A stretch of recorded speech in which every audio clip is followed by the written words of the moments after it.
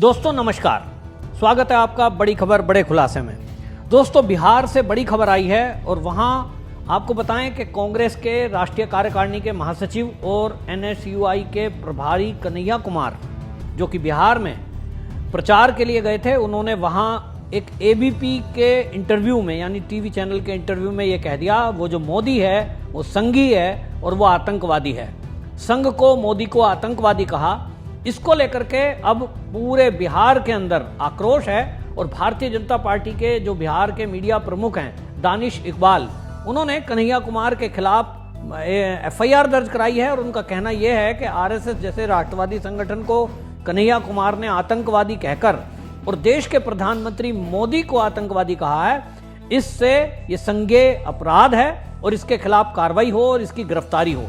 इस वीडियो को आप इतना शेयर करो कि पूरे बिहार में ये वीडियो पहुंचे और बिहार के राष्ट्रवादी जागें। अब पब्लिक इस फैसले को करेगी कि कन्हैया कुमार का क्या करना है। आपको बताएं, ये जो कन्हैया कुमार ने कहा है ये पहली बार नहीं है। कांग्रेस के नेता लगातार हिंदुत्व और हिंदू संगठनों पर प्रहार करते हैं। एक के बाद एक कांग्रेस की कोशिश ये है कि वो किस तरह से हिंदू को आतंकवादी बताए। आपको याद होगा 18 मई 2007 को तेलंगाना की मक्का मस्जिद में जब ब्लास्ट हुआ था, उस समय केंद्र में कांग्रेस की सरकार थी और उस सरकार ने हिंदू आतंकवाद शब्द गढ़ा था और उस समय आप सोचिए कि यह कह दिया गया था कि यह आरएसएस का हाथ है। पी चिदंबरम ने 2010 में हिंदू आतंकवाद की थ्योरी दी थी और 26/11 जो मुंबई का अटैक था आतंकवादियों का, जिसमें अजमल कसाब जिंदा पकड़ा गया था, पूरी स्क्रिप्ट लिखी गई थी कि किस तरह से एक आतंकवादी आएगा जो हिंदू आईडी रखेगा, हाथ में कलावा बांधेगा और जब वो आतंकवादी कार्रवाई करेगा तो निश्चित रूप से सेना की गोली से मारा जाएगा और उसके बाद हम कहेंगे ये आरएसएस का आदमी था।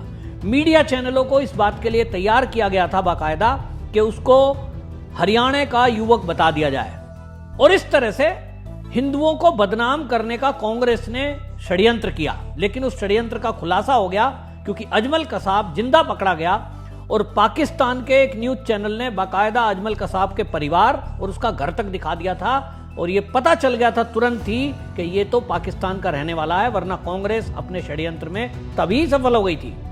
मक्का मस्जिद की बात करें तो तेलंगाना की मक्का मस्जिद में 18 मई 2007 को जो ब्लास्ट हुआ उसमें स्वामी असीमानंद को पकड़ा गया था और उसी समय प्रज्ञा ठाकुर, कर्नल पुरोहित, इन सबको पकड़ करके स्वामी असीमानंद के द्वारा ये सिद्ध करने की कोशिश की जा रही थी कि विश्व हिंदू परिषद और बजरंग दल से जुड़े हुए लोग ये ब्लास्ट में पीछे हैं। हालांकि 11 साल बाद उनको कोर्ट ने बरी कर दिया और ये कहते हुए बरी किया कि ये सब आरोप झूठे थे।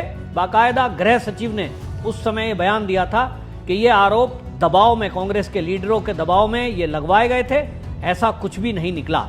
सोचिए 11 साल इन्होंने बर्बाद कर दिए, एक व्यक्ति का जीवन खराब कर दिया। इसी तरह प्रज्ञा ठाकुर जब गिरफ्तार की गई थी तो बताया गया कि किस तरह से एसआईटी का गठन किया गया था कांग्रेस के द्वारा और टॉर्चर किया गया था और उसको ये कह रहे थे कि आप इस जो हमले हैं सीरियल ब्लास्ट, इसमें आप स्वीकार करें। वो तो प्रज्ञा ठाकुर है, साध्वी थी और वो अपने बात पर अड़ी रही, वरना आज ये आरएसएस और बजरंग दल को देश में बैन कर देते और इनकी योजना थी कि हजारों कार्यकर्ताओं को पकड़ करके आतंकवादी संगठन बताकर उनको जेल में डाल दें। तो कन्हैया कुमार ने जो कहा है ये कोई यूं ही नहीं है। पार्टी के शीर्ष इस काम में लगे हुए हैं लगातार। वो ना कभी पीएफआई पर सवाल उठाएंगे, ना लश्कर तैयबा पर सवाल उठाएंगे, ना उन हमला करने वाले जैसे बंगाल की धरती पर हिंदुओं को मारा जा रहा है, उनके घर जलाए जा रहे हैं, उस पर एक शब्द नहीं बोलेंगे।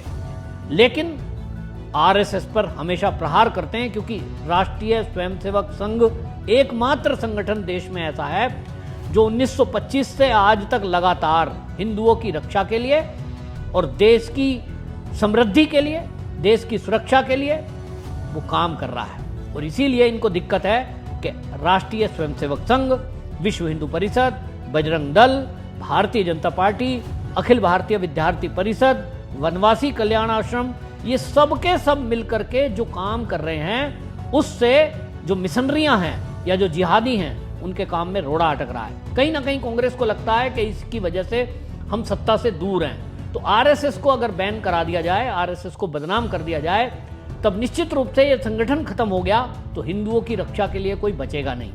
और जब हिंदुओं की रक्षा के लिए ना बजरंग दल होगा, ना विश्व हिंदू परिषद होगा, ना भारतीय जनता पार्टी संगठन होगा, तो ये सोचते हैं कि फिर उसके बाद तो हम जो चाहें इस देश का कितने टुकड़े कर सकते हैं। इनकी योजना तो है।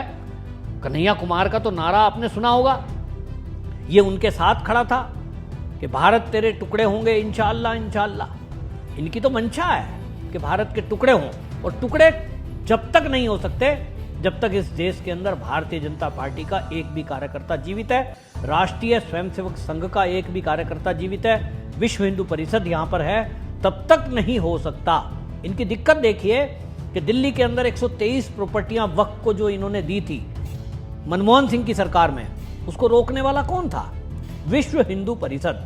विश्व हिंदू परिषद ही दिल्ली की हाई कोर्ट में केस को लेकर गया कि कोई भी सरकार इस तरह से कैसे किसी सरकारी भूमि को वक्फ को बोर्ड को दे सकती है।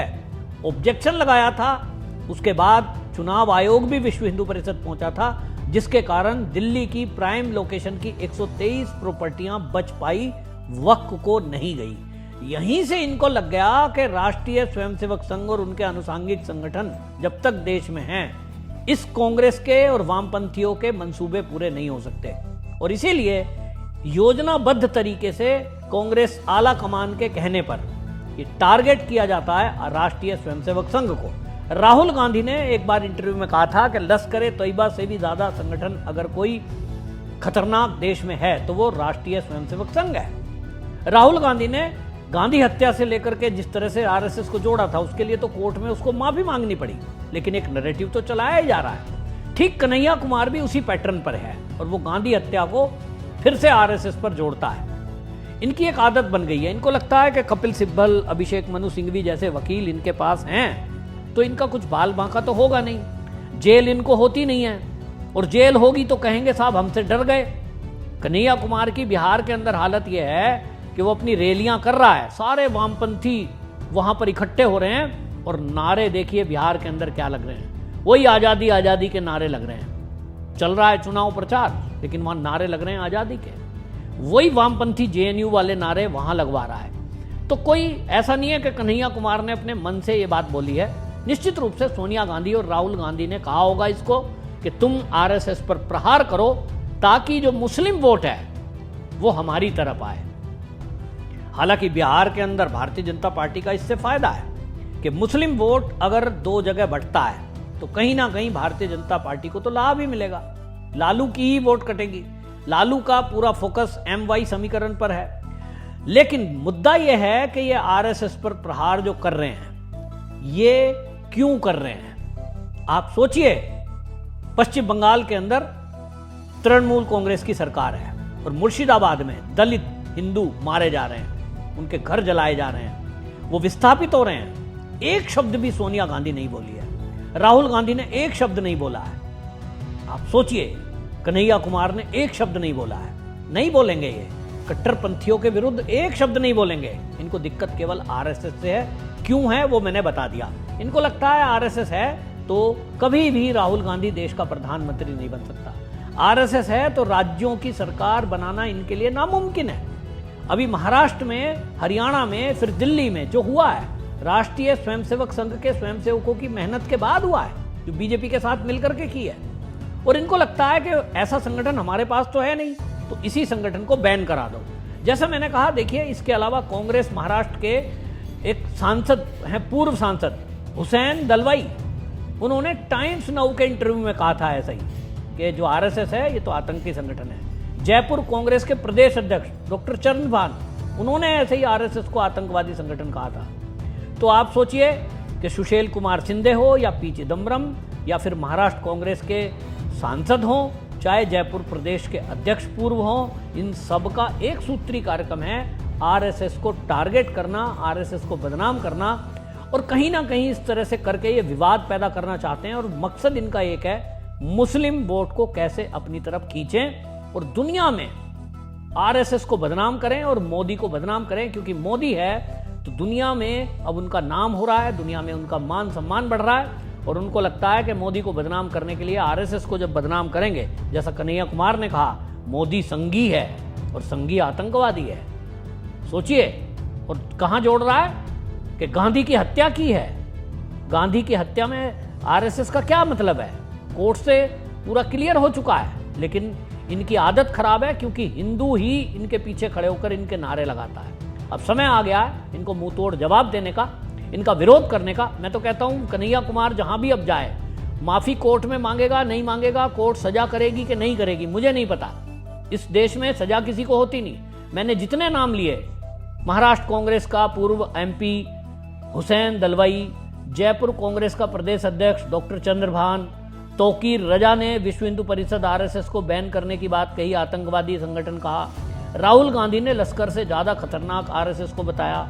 सुशील कुमार शिंदे ने यह कहा कि आरएसएस के कैंपों में आतंक की ट्रेनिंग दी जाती है। पी चिदम्बरम ने कहा। ये सारे आज तक किसी का बाल बांका नहीं हुआ, तो इनको लगता है कोर्ट तो इनको कुछ कहेगा नहीं, लेकिन पब्लिक कुछ कर सकती है। तो इनका विरोध करें, जहां ये मिले। पत्रकार अगर कोई राष्ट्रवादी हो तो कन्हैया कुमार से सवाल करें। एबीपी के पत्रकार ने किया है, तो राष्ट्रवादी पत्रकार जो अपने आप को कहते हैं, कन्हैया कुमार जहां मिले उससे सवाल करो कि आप सबूत दीजिए कि आतंकवादी संगठन कैसे है। और जो देश में आतंकवादी एक्टिविटी कर रहे हैं, पीएफआई पर आपने कभी नहीं बोला, बाकी संगठनों पर कभी नहीं बोला, तो हिंदुओं के संगठन पर बोलने वाले आप होते कौन हो? निश्चित रूप से अब यह समय आ गया है कि जनता इनसे हिसाब मांगे। न्यायपालिका से तो कोई मुझे यकीन है नहीं कि कुछ इस तरह का कर पाएंगे। मोदी को गाली दो या किसी को गाली दो, इनको लगता है कि कुछ होता नहीं है, और अगर इनको जेल में डाला गया तो विक्टिम कार्ड खेलेंगे। कन्हैया कुमार से सवाल जरूर पूछना है। और मैं तो कहता हूं जो ये भीड़ टुकड़े टुकड़े गैंग की जुट रही है, इसका मुकाबला हालांकि बेगूसराय सीट पर जनता ने दिया है। अब कन्हैया कुमार का फैसला बिहार की जनता करेगी कि कांग्रेस का क्या होगा। निश्चित रूप से इसको जेल होगी या नहीं होगी पता नहीं, लेकिन कोशिश जरूर करनी चाहिए। और मैं बिहार बीजेपी के जो मीडिया सेल के जिन्होंने दानिश इकबाल ने एफआईआर कराई है, उसके अलावा भी मैं तो कहता हूं पूरे देश के अंदर और उत्तर प्रदेश में भी भारतीय जनता पार्टी वाले क्यों सो रहे हैं? योगी जी के शासन में एक एफआईआर करा दी जानी चाहिए। तत्काल योगी जी की सरकार इसमें एक्शन लेगी और इसको गिरफ्तार किया जाएगा। मेरी वीडियो आप योगी जी तक पहुंचाएं ताकि इस पर कार्रवाई हो और ये जेल की सलाखों के पीछे जाए, और इसके ऊपर इतने केस लगा दो, ऐसी एफआईआर करा दो जो 10-20 साल के लिए जेल में जाए। आपकी क्या राय है? कमेंट में जरूर लिखिए, वीडियो को शेयर कीजिए। वंदे मातरम।